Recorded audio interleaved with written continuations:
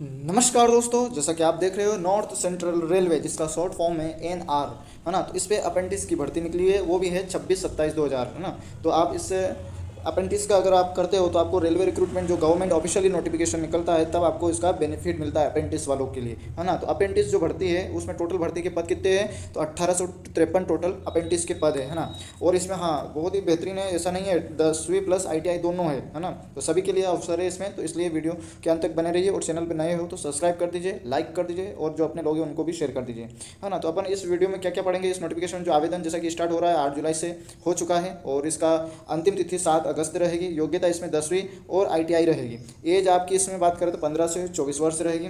आवेदन शुल्क इसमें रहेगा आपका 100 रुपीज़। SC ST महिला और विकलांग कैटेगरी वालों के लिए निःशुल्क है। चयन प्रक्रिया की बात कर लेते हैं, तो आपने ITI और क्या मांगा गया है, 10वीं प्राप्त अंकों के प्रतिशत के आधार पर आपका चयन होगा। रिजर्वेशन सिस्टम लागू रहेगा। स्टाइपेंड भी आपका जो भी नियम है उसके अकॉर्डिंग आपको मिलता रहेगा, है ना। तो ये बहुत ही सुनहरा मौका है आपके लिए। तो अपन पहले तो इसका ऑथेंटिक डॉक्यूमेंट्स जो कि रेलवे ने ही जारी किया है उस पर अपन देख लेते हैं क्या है नोटिफिकेशन में मेंशन, ताकि आपको भी विश्वास रहे, है ना, कि अपन यहाँ कोई फर्जी चीज़ नहीं दिखाते हैं, है ना। तो वीडियो की में अपन पूरी जानकारी को डिस्क्राइब करेंगे, है ना। तो वीडियो के अंत तक बने रहिए, और चैनल पर नए हो तो लाइक कर दीजिए, सब्सक्राइब कर दीजिए। तो मैं आपको लेके आ गया हूँ रेलवे रिक्रूटमेंट बोर्ड जो सेल है उसके ऑफिशियल नोटिफिकेशन पर, है ना। ये है इसका ऑफिशियल नोटिफिकेशन। तो जैसा कि यहाँ पे मेंशन किया गया है, 8 तारीख से स्टार्ट होगी, तो 7/8/2026 तक आप इसमें मतलब आवेदन कर सकते हो, है ना। और ये जैसा कि आप देख रहे हो अप्रेंटिस के पदों के लिए ही है ना। यहाँ पे मेंशन कर दिया इन्होंने अप्रेंटिस का ये सॉरी, है ना, अप्रेंटिस का एडवर्टाइज नंबर आपका 7/7/2026, है ना।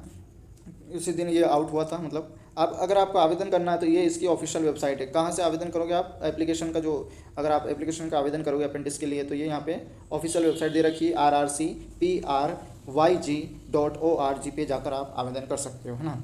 और यहीं से आपको, है ना, सारे मतलब आवेदन कैसे क्या करना वो सारे स्टेप बाय प्रोसीजर यहाँ ऑटोमेटिक जनरेट होते जाएंगे, है ना। कैसे क्या करना, कैरियर ऑप्शन पे जाकर आप, और सारा रूल रेगुलेशन ये अप्रेंटिस एक्ट 1853 और 1861 के अकॉर्डिंग ही ये रूल लागू होगा, है ना।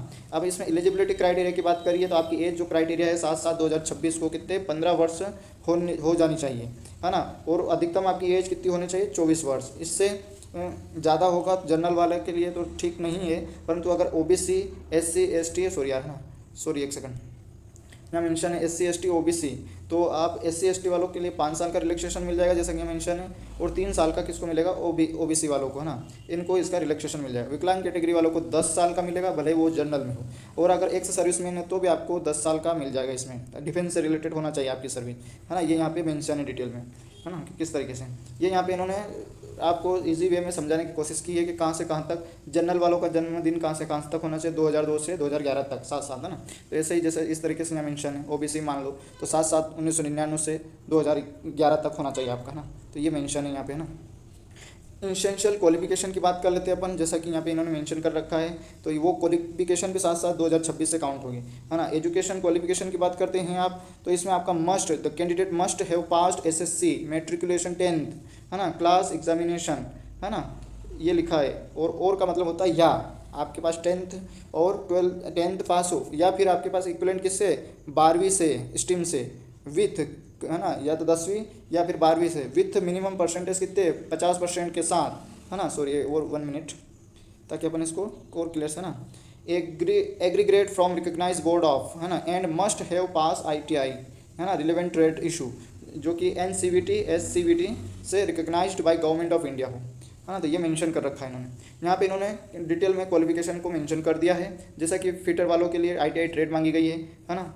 वो फिटर के लिए ट्रेड कौन सी होनी चाहिए, फिटर ही होनी चाहिए। प्लम्बर के लिए प्लम्बर होनी चाहिए, वेल्डर के लिए वेल्डर होनी चाहिए, हेल्थ सैनिटरी इंस्पेक्टर के लिए ITI रिलेवेंट ट्रेड होनी चाहिए, है ना। तो वैसे ही जैसे कि वायरमैन की बात करते हैं, इसका वायरमैन का ट्रेड होना चाहिए, है ना। कारपेंटर वुड अगर है तो आप उससे कारपेंटर वुड से रिलेटेड होना चाहिए। प्रिंटर हो तो आप प्रिंटर होना चाहिए। स्टेनोग्राफर इंग्लिश से हो तो इसका भी होना चाहिए। तो जिससे रिलेवेंट ट्रेड है उससे ही आपका होना चाहिए वो क्वालिफिकेशन, है ना।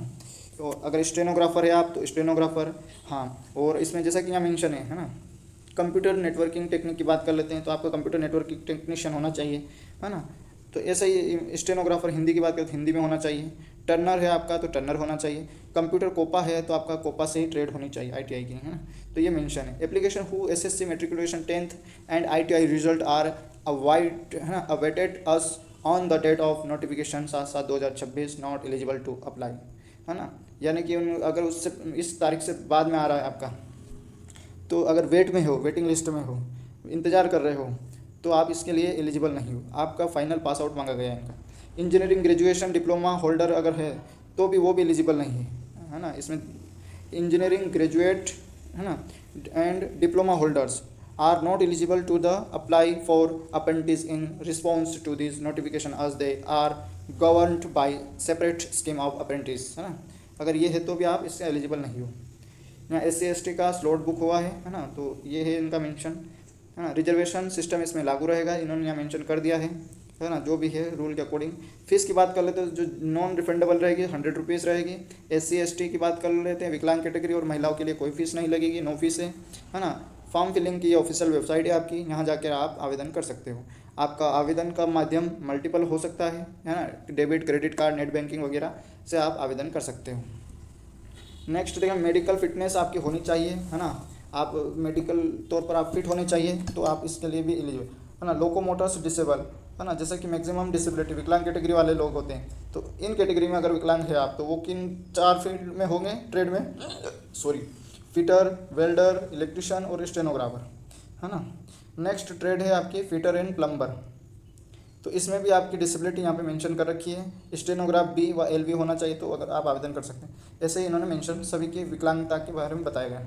अब आप अपन इसमें समझ लेते हैं मोड ऑफ सिलेक्शन, सिलेक्शन का प्रकार क्या रहेगा। तो selection eligible apprentice importing training under the apprentice act, है ना, आपका will be based on the merit list which would be the prepare taking average of the percentage. पहले आपका 10-12 का जो परसेंट मेट्रिकुलेशन का, जैसे कि यहाँ बोथ, है ना, और एंड कितने होना चाहिए इनमें, 50% होना चाहिए। और आपका एक सेकंड, ITI एग्जामिनेशन में जो इक्वल है ना वेटेज, उसका भी आपका इसमें होना चाहिए, ये मांगा है। उसके आधार पर short list candidate 10 in list at will be called for document verification the next और 1.5 time of the notified vacancy, है ना। आपको जो शॉर्ट लिस्ट है उनको डॉक्यूमेंट वेरिफिकेशन के लिए बुलाया जाएगा, है ना। इसमें कोई आपका वीवा नहीं होगा, there will be no written test और वाइवा, कोई आपका इसमें लिखित टेस्ट भी नहीं होगा और ना ही वाइवा होगा, ना इंटरव्यू होगा, मतलब कहने का ये केवल आपके परसेंटेज बेस और ITI से रिलेटेड वहाँ पे जो भी बनता है आपका, उसके आधार पर आपका कैलकुलेशन ऑफ मार्क होगा, जैसा कि यहाँ मेंशन है ना। आपका जो भी CGP वगैरह जो बनता है उस हिसाब से इन्होंने मेंशन कर दिया, ये यहाँ कैलकुलेशन मार्क्स, आगे देख लेते हैं इसमें, है ना। आपका जो ट्रेनिंग पीरियड वो कितना रहेगा आपका, जैसा कि यहाँ मेंशन है, तो 1 ईयर का, 1 साल का आपका ट्रेनिंग पीरियड रहेगा। स्टाइपेंड भी आपको मिलेगा, जो भी डिसाइड करेगा आपका, है ना, रेल मंत्रालय, स्टेट गवर्नमेंट, है ना, उसके अकॉर्डिंग आपको स्टाइपेंड भी मिलेगा। मोड ऑफ एप्लीकेशन, तो एप्लीकेशन में आपको कौन कौन से डॉक्यूमेंट चाहिए, तो ये सारे मेंशन कर रखे हैं इन्होंने। Aadhaar card, PAN card, marksheet, CGPA, जो भी परफॉर्मेंस होता है ऑफ डिवीजन, वर्कशॉप, ट्रेड वगैरह, वेरी यूजफुल है, केयरफुली कंप्राइज्ड मेरिट लिस्ट। तो आप ये डॉक्यूमेंट आप इसमें फुलफिल कर दीजिए और रखिए इनका इन्फॉर्मेशन, ताकि आप फॉर्म फिल करते समय कोई डिफ़िकल्टी ना हो आपको, है ना। तो अब इन्होंने बहुत सारा मेंशन कर रखा है, तो वो कोई किसी काम का नहीं, है ना। जो काम की चीज़ थी वो सारी अपन इसमें डिस्कस कर ली। तो चैनल पर नए लाइक सब्सक्राइब कर लीजिए।